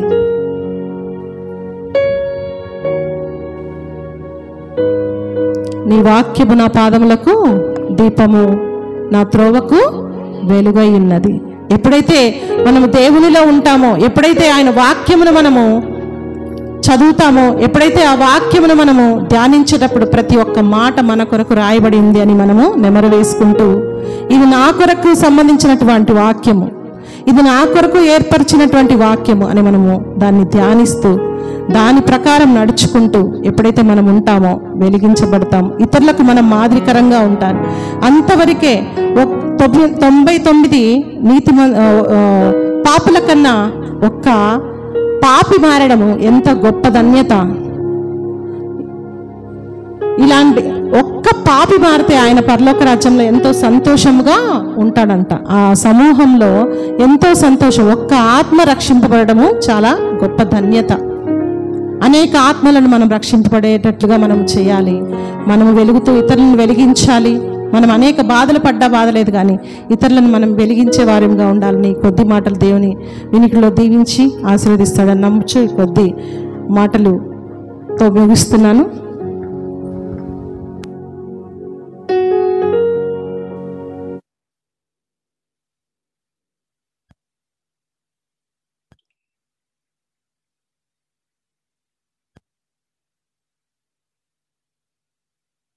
చాలా సంతోషం. చాలా శ్రేష్టమైన ఉన్నతమైన సంగతులు పాస్టమ్మ గారు కొన్ని హెచ్చరికలు మనకు తెలియజేశారు. ఈరోజు మన యొక్క ప్రత్యేకమైన కార్యక్రమం ఏంటంటే candle light service. Candle light అనగా క్రొవ్వొత్తులు వెలిగించుట. క్రొవ్వొత్తిని వెలిగిస్తున్నాము. క్రొవ్వొత్తి లేదా వెలిగించుట, వెలుగు అనే మాటను గురించి మనము కొన్ని సంగతులు పాస్టర్ గారు పంచుకున్నారు. అదే విధానంలో వెలుగును గురించి పరిశుద్ధ గ్రంథము మనకు హెచ్చరించిన కొన్ని హెచ్చరికలు తెలుసుకుందాం. దేవుని వాక్యము పరిశుద్ధ గ్రంథంను మనము జాగ్రత్తగా పరిశీలించినప్పుడు John chapter 1 verse 1 to 5 or 6, ఆదియందు వాక్యముండెను, వాక్యము దేవుని యొద్ద ఉండెను, వాక్యము దేవుడై ఉండెను, ఆయన ఆదియందు దేవుని యొద్ద ఉండెను, సమస్తమును ఆయన మూలముగా కలిగినను, కలిగి ఉన్నదేదియు ఆయన లేకుండా కలగలేదు, ఆయనలో జీవముండెను, ఆ జీవము మనుషులకు వెలుగై ఉండెను, ఆ వెలుగు చీకటిలో ప్రకాశించుచున్నది గాని చీకటి దాన్ని గ్రహింపకుండెను. చాలమ్మా ప్రియులారా, మనం జాగ్రత్తగా ఈ మాటను గమనిస్తే, in him was life and the life was the light of men, the light shines in the darkness and the darkness has not overcome it. ఆయనలో జీవమున్నది, ఆ జీవము మనుషులకు వెలుగై ఉన్నది. స్తోత్రం, హల్లెలూయా, హల్లెలూయా. 10 అయింది సమయము, నాకు అర్థమైంది. కొన్ని టికెట్లు ఊగుతున్నాయి, అప్పుడే ఊగితే ఎలాగా? ముగిచ్చేద్దాం, ఒక అర్ధ గంటలో ముగించుకున్నాము. మరి ప్రతి రాత్రి రీతిగా పెడితే ఇంకేమైపోతాము. ఒక రాత్రే మనము ఓర్చుకోలేకపోతే ప్రతి రాత్రి డీజే పెడదామా? తెల్లవార్చులు కంటి మీద కునుకు అనేది వస్తుందా? ఏమాత్రం రాదండి. కాకపోతే వాక్యం ఏంటంటే ఎట్లుంటుందంటే జ్వాలపట్లాగా ఉంటుంది. ఆహా, ఆయన చెప్పుకుంటున్నాడు, ఆహా ఏమి మధురము అని ఏమవుతుంది? నిద్ర అనేది ఏం చేస్తుందంటే, ఆ సాతానుగాడు ఏం చేస్తాడంటే, అంత మధురమైన మాటల్లో వింటావా, నిద్రబా, కళ్ళు మూసుకో, ఆ మధురమైన మాటలు వింటే నువ్వు బాగుపడిపోతావు. ఏమండి, నువ్వు బాగుపడిపోతావు. ఆ మాటలు విన్నావంటే నీ బ్రతుకు మార్చుకుంటావు. నీ బ్రతుకు మారిపోతే నువ్వు లోకం నుంచి వేరు చేయబడతావు.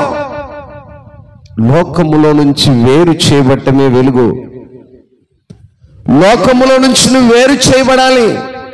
ఆయన లోకములో నుంచి వేరు చేయబడ్డాడు. లోకములో ఆయన పిల్లలైన వారి కొరకు వెలుగుగా ప్రకాశిస్తున్నాడు.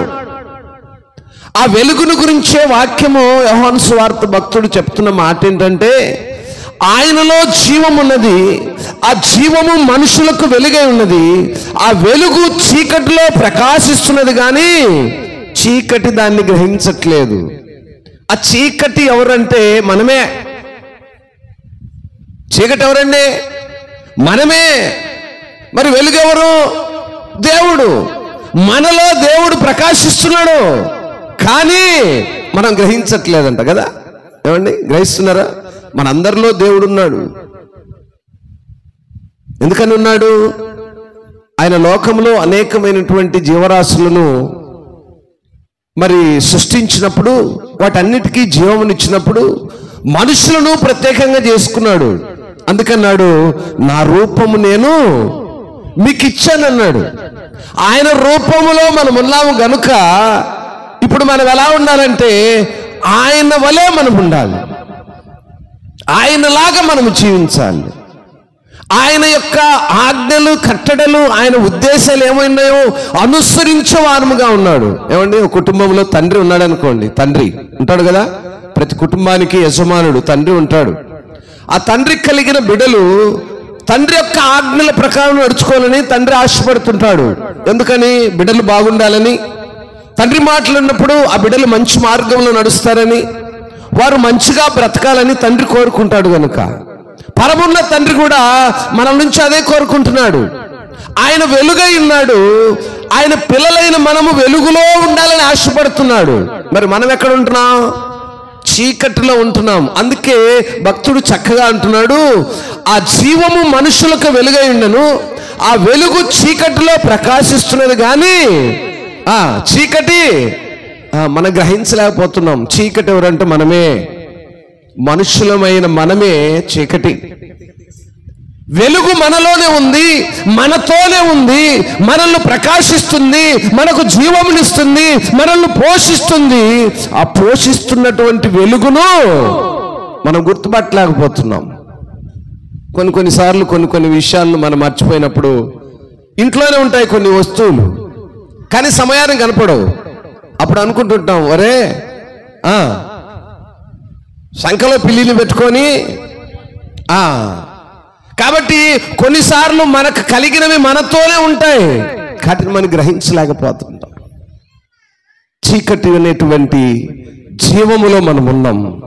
వెలుగనేటువంటి జీవమును దేవుడు మనకు ప్రసాదించున్నాడు.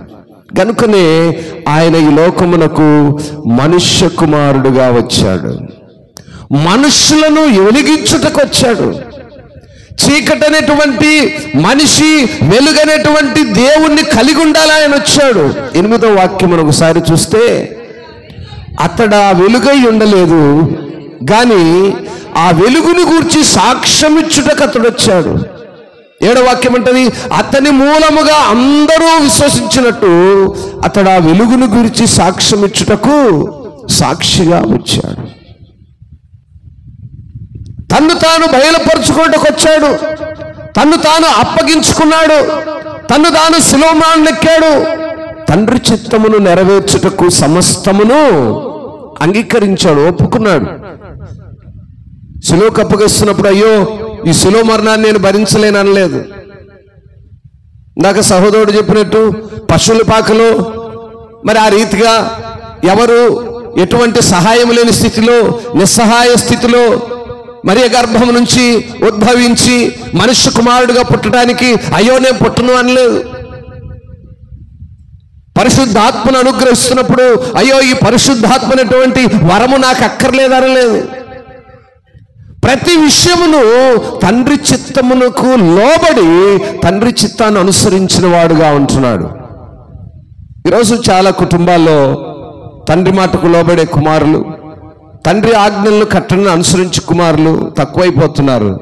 దానికి కారణం ఏంటంటే, వెలుగైనటువంటి దేవుడు మన బ్రతుకుల్లో లేనప్పుడు తండ్రిని మనం గుర్తించలేము.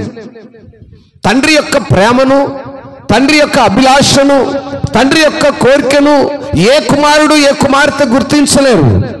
కారణం ఏంటంటే, వెలుగై ఉన్నటువంటి తండ్రి వారి యొక్క హృదయంలోనే లేకపోతే ఆ తండ్రి యొక్క ఆ బరువు బాధ్యతలు, తండ్రి యొక్క ఉద్దేశాలు ఏంటో ఎరిగిన వారుగా ఉండలేము. యేసు ప్రభు వారి యొక్క జననము కూడా ఈ రీతిగా మనల్ని వెలిగించుటకు లోకములోనికి వచ్చాడు. 9వ వాక్యం చూస్తే, నిజమైన వెలుగు ఉండెను, అది లోకములోనికి వచ్చుచు ప్రతి మనుష్యుని వెలిగించుచున్నది. యేసు ప్రభు వారి యొక్క పుట్టుక ఏంటంటే, ఆయన నిజమైన వెలుగై ఉండి మనుషులందరినీ వెలిగించడానికి ఆయన లోకంలోనికి వస్తున్నాడు. క్రిస్మస్ పండుగ క్రీస్తు పుట్టిన దినము. ఆ పుట్టిన దినము యొక్క ప్రత్యేకత ఏంటంటే, క్రీస్తు పుట్టాడు, మంచిదే. ఎందుకు పుట్టాడు? ఏ రూపంలో పుట్టాడు?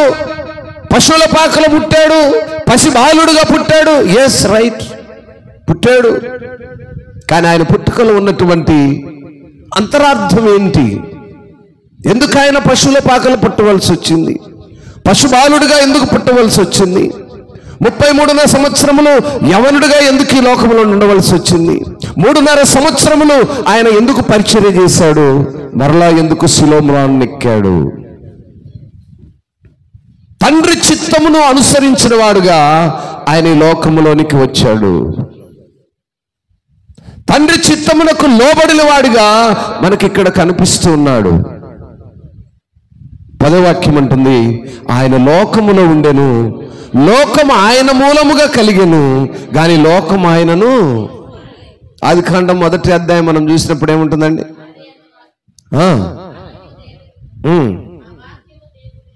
ఇంకా ఆ మాదిరిగానే ఆయన 6 దినములు ఈ సృష్టిని సృష్టించినప్పుడు, ఆదియందు దేవుడు భూమి ఆకాశమును సృష్టించెను. భూమి నిరాకారముగా ఉన్నప్పుడు, శూన్యముగా ఉండెను. ఆ చీకటి అగాధ జలములపై కమ్మెను. చాలమ్మా. ఆదియందు ఈ సృష్టి మూలమును ఆయన కలుగజేసి ఉన్నాడు. అందుకంటున్నాడు, ఆయన లోకములో ఉన్నాడు, లోకం ఆయన మూలముగా కలిగింది, కానీ లోకములో ఉన్నటువంటి ప్రజలు ఆయన్ను తెలుసుకోలేకపోతున్నారు. ఆయనను తెలుసుకోలేని ప్రజలే చీకటిలో ఉన్నటువంటి ప్రజలు. వారిని లోక సంబంధులు అన్నారు. ఆత్మ సంబంధులు వేరు, లోక సంబంధులు వేరు. అందును బట్టి ఆత్మ సంబంధులు సపరేట్ చేయబడతారు. కొరింథీయులకు రాసిన పత్రికలో మనం చూస్తాం, ఆత్మ సంబంధులు వేరు, శరీర సంబంధులు వేరు. ఆత్మ సంబంధులు దేవుని పిల్లలుగా ఉంటారు, శరీర సంబంధులు లోకములో ఉంటారు. ఆ మాదిరిగానే వెలుగైనటువంటి దేవుని చీకటిలో ఉన్నటువంటి మనుషులు గుర్తించలేకపోతున్నారు. ఈ సెమీ క్రిస్మస్ యొక్క మూలవాక్యం ఏంటంటే, వెలుగై ఉన్నటువంటి దేవుణ్ణి మనుషులు తెలుసుకోలేకపోతున్నారు. వెలుగై ఉన్నటువంటి దేవుడు మనలోనే ఉన్నాడని గ్రహించలేకపోతున్నాడు. మనలోనే ఉన్నాడు, మనతోనే ఉన్నాడు, కానీ మనుషుడు దానిని గుర్తించలేకపోతున్నాడు. యోహాను సువార్త జాన్ చాప్టర్ 3 verse 16. దేవుడు లోకమును ఎంతో ప్రేమించాడు కాబట్టి ఆయన తన ఏకైక కుమారులుగా పుట్టిన వాని యందు విశ్వాసముంచు ప్రతివాడును నశింపక నిత్య జీవము పొందునట్లు యేసు ప్రభు వారిని మనకు అనుగ్రహించాడు. స్తోత్రం, స్తోత్రం. ఏమండి, యేసు ప్రభు వారిని మనకు ఎందుకు ఇచ్చాడంటే, నిత్య జీవములో మనం ఉండాలని, నశించిపోతున్న మన బ్రతుకులను మార్చుకోవాలని. సోదరుడు ఇందాక చాలా శ్రేష్టమైన హెచ్చరికలు ఇచ్చాడు. పండుగలు చేసుకుంటుంటారు. ఏంది పండుగ? క్రైస్తవులు పండుగ పూట చేసే క్రైస్తవులు. నిజంగా క్రిస్మస్ రోజు మనం ఏం చూపిస్తుంటాం? క్రీస్తుని ఏమన్నా చూపిస్తున్నామా? క్రీస్తుని ధరించుకుంటున్నామా? నూతన వస్త్రాలు, వెరైటీ వస్త్రాలు, ఖరీదు కలిగిన వస్త్రాలు, ఒకరిని మించి ఒకరు కొనేటువంటి వస్త్రాలను ధరిస్తున్నాం. కానీ మనం ధరించవలసింది క్రొత్త ఆకాశమందు ఆయనను ఎదుర్కొనే వస్త్రాలు ధరించుకోవాలి. మరి క్రిస్మస్ జరిపించుకుంటున్నాము, మంచిదే, కానీ క్రీస్తును మన సొంత రక్షకునిగా అంగీకరించున్నామా? క్రిస్మస్ అంటే కేవలం క్రీస్తు పుట్టడం వరకేనా? ఎన్ని దినములు ఆయన పుట్టాడంటాము? పుట్టుకతోనే దినములకు వెలబుచ్చుకుంటామా? ఆయన పుట్టుకలో ఉన్నటువంటి విశిష్టతను మనం ఏంటో ఎరిగి ఉన్నామా? ఆయన చీకటిలో ఉన్న మన బ్రతుకులను వెలుగులో ఉంచాలని ఆశపడుతూ ఉన్నాడు. ఆ వెలుగై ఉన్నటువంటి దేవుణ్ణి మనము కలిగి ఉన్నామా? అందుకే 17వ వాక్యం అంటుంది, లోకము తన కుమారుని ద్వారా రక్షణ పొందుటకే గాని లోకమునకు తీర్పు తీర్చుటకు దేవుని ఆయన లోకంలోనికి పంపలేదు. For God did not send him son into the world to condemn the world, but in order that the world might be saved through him. దేవుడు లోకములోనికి ఆయనను ఎందుకు ఇచ్చాడంటే, ఆ చీకటిలో ఉన్నటువంటి ప్రజలను, వెలుగై ఉన్నటువంటి దేవుణ్ణి గ్రహించలేని ప్రజలను, ఆయనను చూడలేని ప్రజలను రక్షించటానికి ఆయన లోకములోనికి ఇచ్చాడు. కనుక వెలుగై ఉన్నటువంటి దేవుణ్ణి ఎరిగిన వారముగా మనం ఉండాలి అంటే 18వ వాక్యం అంటుంది, ఆయన యందు విశ్వాసముంచు వానికి తీర్పు తీర్చబడదు. విశ్వసింపని వాడు దేవుని అద్వితీయ కుమారుని నామమునందు విశ్వాసముంచలేదు గనుక వానికి ఇంతకు మునిపే తీర్పు తీర్చబడెను. ఒక దినము తీర్పు దినం ఉంటుంది. ఆ తీర్పు దినమునకు మనం సిద్ధపడి ఉండాలి. విశ్వాసమైనటువంటి ఆ నావలో మనం ప్రయాణం చేయాలి. దేవుడున్నాడు, ఆయన రక్షకుడుగా ఉన్నాడు, ఆయన లోకంలో ఉన్నాడు, మనలోనే ఉన్నాడు, మనతోనే ఉన్నాడు అనేటువంటి ఆ విశ్వాసాన్ని కలిగిన వారముగా ఉండాలి. ఆ విశ్వాస పరిమాణమే మన బ్రతుకులను మారుస్తుంది. ఆ విశ్వాస పరిమాణమే లోకంలో నుంచి మనల్ని వేరు చేస్తుంది. ఆ విశ్వాస పరిమాణమే మనలో ఉన్నటువంటి చీకటిని పారదోరి వెలుగనేటువంటి ఆ జీవములోనికి మనం నడిపించబడతాం.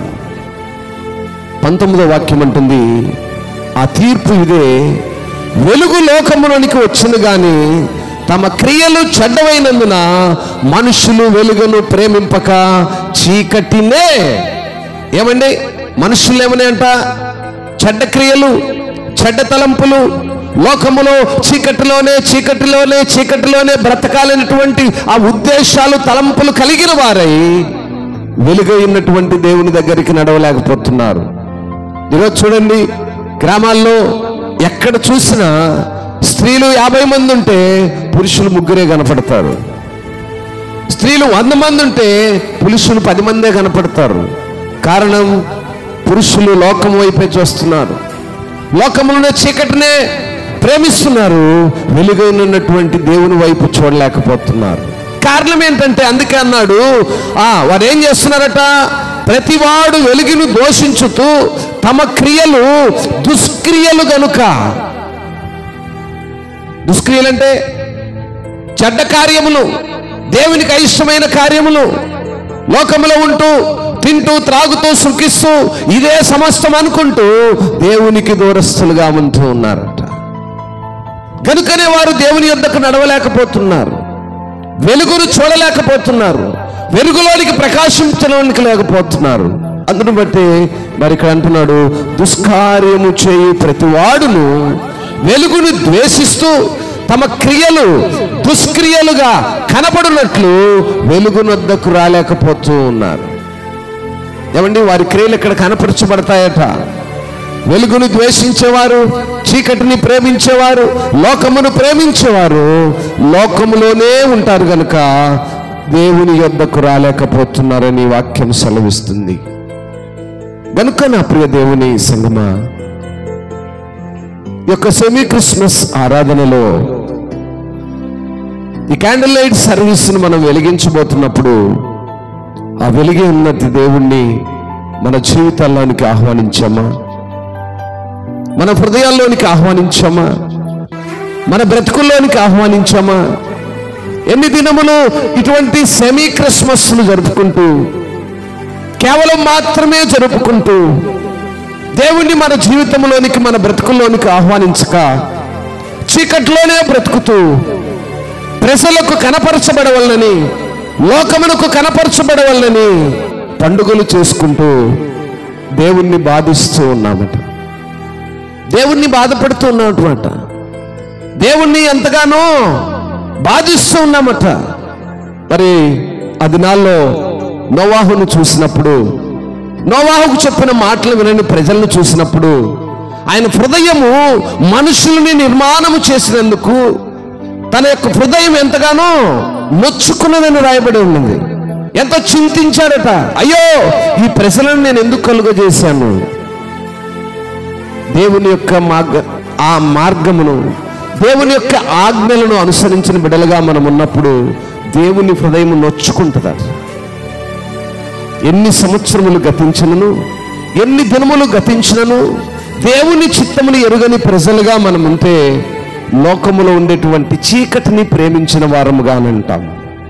చీకటి నుంచి వేరు చేయబడి వెలుగనేటువంటి నిత్య జీవములోనికి ప్రవేశిస్తూ దేవుణ్ణి తమ సొంత రక్షకునిగా అంగీకరించాలి.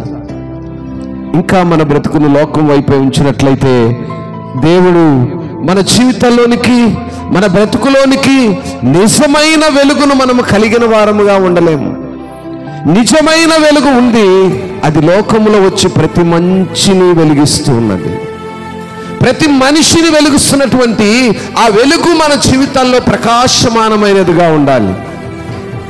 గనుక ఈ ప్రత్యేక సమయంలో దేవుడు అట్టి వెలుగును, అట్టి ప్రకాశమానమైన జీవము, అట్టి నిత్య జీవమును దేవుడు మనకందరికీ అనుగ్రహించి నూతన సంవత్సరపు ఆరంభములో, మరి క్రిస్మస్ మరి ఆరంభములో, ఈ సెమీ క్రిస్మస్ ఆరంభములో దేవుణ్ణి మన కుటుంబాల్లోనికి ఆహ్వానిద్దాం, మన బ్రతుకుల్లోనికి ఆహ్వానిద్దాం. ప్రభువా, ఎన్ని దినాలైనను, ఎన్ని సెమీ క్రిస్మస్లు జరిగినను నా కుటుంబంలో నూతనమైన వెలుగు లేదు. నా జీవితంలో ఇంకా చీకటితోనే బ్రతుకుతూ ఉన్నాను. నువ్వు నాలో ఉన్నావని, నాతో ఉన్నావని, వెలుగై ఉన్నావని నేను గ్రహించక చీకటిలోనే ఉన్నానని ఈ రాత్రి ఒక తీర్మానం చేసుకుందాం. ఈ రాత్రి ఒక తీర్మానం చేసుకుందాం. అందరము కళ్ళు మూసి ప్రార్థనలు ఎక్కువవించుదాం. ప్రతి ఒక్కరూ కళ్ళు మూసి, ప్రతి ఒక్కరూ కళ్ళు మూసి, ఎవరు ఒకరి వైపు ఒకరు చూడొద్దు, ఎవరు ఒకరి వైపు ఒకరు చూడొద్దు, ఎవరు లేచి బయటకు వెళ్ళటానికి ప్రయత్నం చేయొద్దు. అందరూ కళ్ళు మూయండి, అందరూ కళ్ళు మూయండి. ఒకసారి ఇన్న మాటలను రిపీట్ చేసుకోండి. ఒకసారి ముగ్గురు దైవజనుల చేత దేవుడు మాట్లాడాడు. ఎన్నో శ్రేష్టమైన సంగతులు నిన్ను హెచ్చరించాడు. చీకటైన నీ బ్రతుకును, చీకటని పిలువబడుతున్న నిన్ను వెలుగైనటువంటి దేవుడు నిన్ను ఈరోజు నీతో మాట్లాడుతున్నాడు. అందరూ కళ్ళు మూసి, అవును నాయనా, నేను ఇంకా చీకట్లోనే ఉన్నానేమో, నా జీవితంలోనికి వెలుగును నేను మరి ఆహ్వానించలేకున్నానేమో. అవును ప్రభువా, ఈరోజు నువ్వు వెలిగించయ్యా. ఈరోజు నువ్వు వెలిగిస్తేనే వెలిగించబడతాను. నా చీకటి బ్రతుకును మార్చుకుంటాను. లోకంలో నుంచి నేను వేరు చేయబడతాను. నువ్వు నన్ను వెలిగించయ్యా. నువ్వు మాత్రమే నన్ను వెలిగించగలవు. లోకంలో ఉన్న ప్రతి మనుష్యుడు నన్ను చీకటిలోనికి నడిపిస్తున్నాడు. నా స్నేహము లోకంలో ఉన్నటువంటి చీకటి బ్రతుకు, నా స్నేహితులు చీకట్లోనే ఉంటున్నారు. నేను పేరుకు మాత్రం వెలుగై ఉన్నాను కానీ వెలిగించలేకపోతున్నానయ్యా. నేను వెలుగుగా ఉండాలి, అనేక మందిని నేను వెలిగించాలి. ఈరోజు తీర్మానం చేసుకో.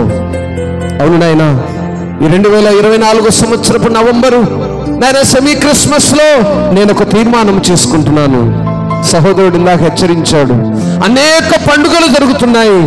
ఏ పండుగలో నన్ను ఒక తీర్మానం చేసుకున్నావా? ఎవరైనా తీర్మానం చేసుకొని, అవును నాయనా, ఇదిగో ఈ సెమీ క్రిస్మస్ రోజున నేను ఒక తీర్మానం చేసుకున్నాను, నా చీకటి బ్రతుకును సమాధి చేసి వెలుగులో నేను ఉండాలని ఆశపడుతున్నానయ్యా. తీర్మానం చేసుకోండి, తీర్మానం చేసుకోండి. అవును ప్రభువా, నా కుటుంబం చీకట్లో ఉంది, నా భర్త చీకట్లో ఉన్నాడు, నా బిడ్డలు చీకట్లో ఉన్నారు. నేను వెలుగులో ఉండాలని ఆశపడుతున్నానయ్యా. నా కుటుంబానికి వెలుగును ప్రసాదించు, నా బ్రతుకులో వెలుగును ప్రసాదించు. ఇదిగో ఈరోజు నేను తీర్మానం చేసుకుంటున్నాను. తీర్మానం చేసుకున్న వారి కొరకు ప్రార్థన చేయబోతున్నాను. ఎవరూ కళ్ళు తెరవద్దు, అందరూ కళ్ళు మూయాలి. తీర్మానం చేసుకున్న వారు మాత్రమే మీ కుడి చేతులు పైకి చూపించండి. మీ కొరకు ప్రత్యేకంగా ప్రార్థన చేయబోతున్నాను. ఎవరు కళ్ళు తెరవద్దు, ఎవరు ఒకరి వైపు ఒకరు చూసుకోవద్దు. నీ ఆత్మీయ జీవితాన్ని పరిశీలించుకో, నీ కుటుంబ స్థితిని పరిశీలించుకో, నీ భర్త స్థితిని పరిశీలించుకో, నీ ఆత్మీయ స్థితి ఏ రీతిగా ఉందో పరిశీలించుకో. దేవునికి ఇష్టాలుగా నువ్వు బ్రతుకుతున్నావా? నువ్వు వెలుగుగా ఉండాలి ఆశపడుతున్నావా? ప్రార్థన చేద్దాము. ప్రేమగల తండ్రిని ఉన్నత నామాన్ని బట్టి స్తోత్రాలు. జీవం కలిగిన యేసయ్యని ఉన్నత నామాన్ని బట్టి స్తోత్రాలు. నాయనా, చీకటిలో బ్రతుకుతున్న నీ బిడ్డలు, మేము చీకటిలో ఉన్నాము కానీ మాలో వెలుగున్నది, ఆ వెలుగు నీవై ఉన్నావని గ్రహించలేని బిడ్డలతో ఈరోజు మీరు సూటిగా మాట్లాడినందుకు నీకు స్తోత్రాలు. ఆయన ఎవరైతే వారి హృదయములో నువ్వు వెలుగుగా ఉండాలని, వారి బ్రతుకులు చీకటిలో ఉన్నాయని తీర్మానం చేసుకున్నారో అటు బిడ్డలతో నాయన మీరు సూటిగా మాట్లాడండి. వారి కుటుంబాలోనికి మీరు ప్రవేశించండి, వారి బ్రతుకులోనికి మీరు ప్రవేశించండి, నూతన తీర్మానంలోనికి ప్రవేశించండి, మారు మనసు రక్షణలోనికి ప్రవేశించండి. ఈ నూతన సంవత్సరములో నూతనమైనటువంటి అభిషేకమును పొందుదురుగాక. నాయన ఎవరైతే వర్తమానం ద్వారా వారి బ్రతుకులు మార్చుకోవాలని, నీ వైపు చూడాలని, నీతో జీవించాలని, నీతో ప్రయాణం చేయాలని, నీ బిడ్డగా ఉండాలని ఆశపడుతున్నారో అటు బిడ్డలు నాయన మీరు ఇప్పుడే ఈ సమయమందే వారిని మీరు తాకుదురుగాక, వారి కుటుంబాలోనికి మీరు ప్రవేశిస్తురుగాక, వారి హృదయంలోనికి మీరు ప్రవేశించుదురుగాక. మీ మాటలు వారి బ్రతుకులో నూతన జీవమును, నూతన మార్గమును, నూతన తలంపులను కలుగజేయునుగాక. నాయన, ఈ మాటల చేత ఆదరించబడి నూతన తీర్పు తీసుకున్న వారిని నూతన సంవత్సరములో నూతనముగా బ్రతుకులాగున సహాయము దయచేయమని యేసయ్య ఘనమైన నామములో ప్రార్థించడిగి వేడుకుంటున్నాము తండ్రి.